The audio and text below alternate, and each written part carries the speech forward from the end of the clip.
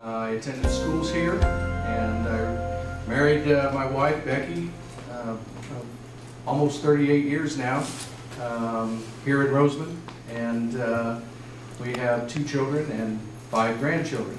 One of my children and 2 of my grandchildren are here, and Misty and her husband Sam in the back. I'd just like to say that over the years, I've dedicated my entire adult life to serving the people of Kern County. I began here in Roseman with the Sheriff's Department and moved on eventually to become a member of the Board of Supervisors. I began in construction and had a construction trade at the same time as I was working with the Sheriff's Department. I'll tell you a little bit about myself. I've served on the City Council in Bakersfield for almost 6 years. Also served for 4 years working for Congressman Kevin McCarthy when he was in the Assembly.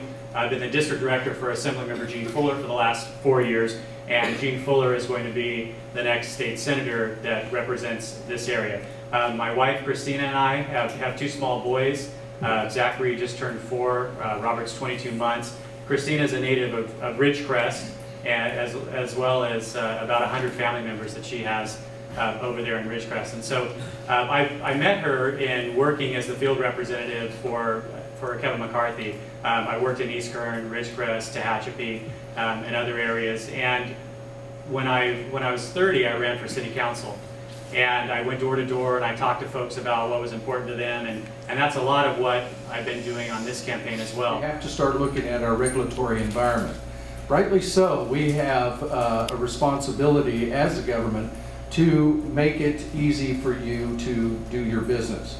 Within the guidelines of regulation that we have today, we need to start implementing common sense.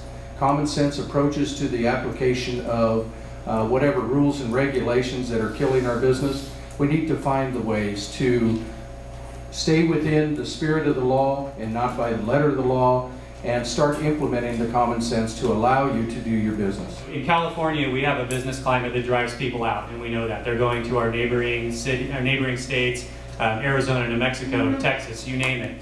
And our taxes, if you look at all the major taxes that individuals and businesses pay, between income tax, corporate tax, sales tax, California is in the top 5 in all of those.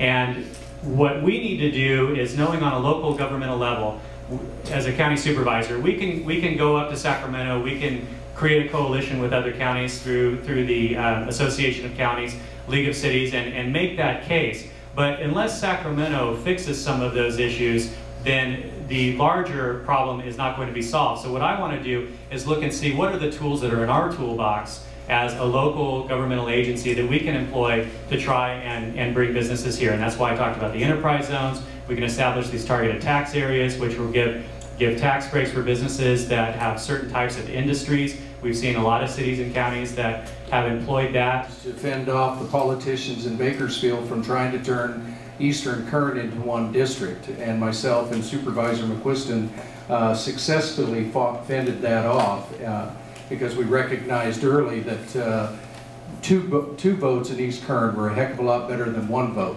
And if you want to be represented by just 1 vote, then Bakersfield's going to run over the top of East Kern, and we're going to be left with whatever they decide we're going to be left with. I made the front page of the AV Press related to a marijuana arrest that I had when I was in college.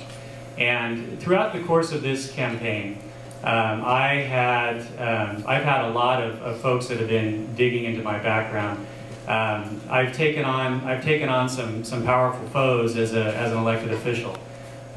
When I started going after the skyrocketing pension costs, I've made an enemy of opposition from public employee unions, and I don't know who it was that has been going through my mortgage, going through my taxes, going through all my votes on the city council, etc. But what I'm here to say is that when I was in college, I made a terrible mistake, and I used that mistake to turn my life around and get myself on a track where I could be a productive, responsible person. And that is why the option was given to me to go through a course of classes. It was several months long. and it removed everything from my record. I don't have an arrest on my record, a plea, a conviction of any kind, and that is the point of it, is that when you are young and you make mistakes, the point of this particular law is to allow you to atone for that, pay the penalty, but then you can move on with your life. And unfortunately, I'm having to go through this one more time, but like I said, it was my mistake, and I learned from it, and I am a much better person because that happened. And I am actually grateful to the law enforcement officers and the judge and the district attorney that allowed me to have this second opportunity. You can see a trend of more locating in our area because we don't have the moratorium. So I think it's important to maintain that moratorium because what's going on at these dispensaries, it's not just sick people that are there to get medication. There's a lot that's going on there that is illicit behavior, and the less that we can allow, the better. Well, continue the moratoriums indefinitely. Number one is a good start, and absent that, we need to exercise our ability to use land use to exercise them out of our communities and into zones where they'd be by themselves anyway, only if the law requires us to allow them to locate. I was frustrated with politics once again, and that's what got me into this race. Once again, we have politicians and people that have worked for a living running to be your representative. He has stated that his whole entire life has been in politics. Mine hasn't. My background, my resume shows and proves I am not a career politician. I really don't like politics, and I don't like politicians. And it is necessary to take the experience that one has and put it to work for the people. I don't have an ego to feed, and I just want to represent and make some positive gains. So the choice is pretty simple. We have somebody from your area that grew up here and understands your challenges and your needs. Or we have somebody that didn't. And I believe that choice is going to be yours on November 2nd. I would appreciate your consideration, and I'd be honored to have your vote. Thank you. I feel that I need to take this time to address something that Steve said.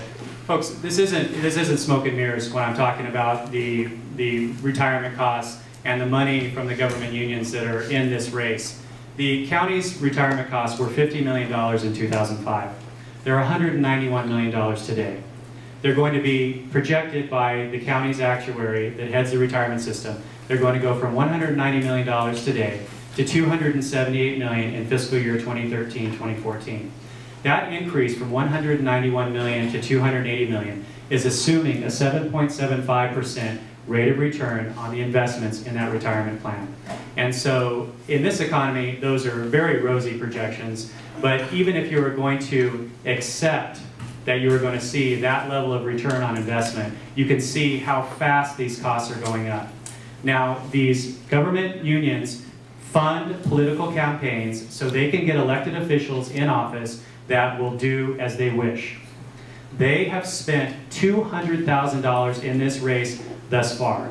Now, there are direct contributions to my opponent of $14,500 so far. There is a new committee that's set up, which is called Kern Families Supporting Steve Perez for Supervisor, but it's not Kern Families. It's $10,000 from the Firefighters Union, $10,000 from the Probation Officers Union, and $10,000 from the Kern County's Sheriff Deputy Union, and there's another committee that is Public Safety Officers supporting Steve Perez for Supervisor as well. Now, I have been very firm on this issue for 5 years. That's why every time I run, I get these unions, they spend tens of thousands of dollars against me. I am not in this because I want to be a politician for the rest of my life. You know, Steve can point to having other jobs that he's had over the course of the years. I don't know how old he is. I think he's around 60. I'm 36. I was a route sales manager for 3 years before I got into this gig. You know, I'm just starting in my life. And so, you know, I think that point, you know, is pretty moot. But I would so much appreciate your consideration in this race. I know I wasn't born here, I didn't grow up here, but I think that the issues that I'm talking about should be very important to you as a taxpayer, and I will work hard for you, and I can do the job. Thank you.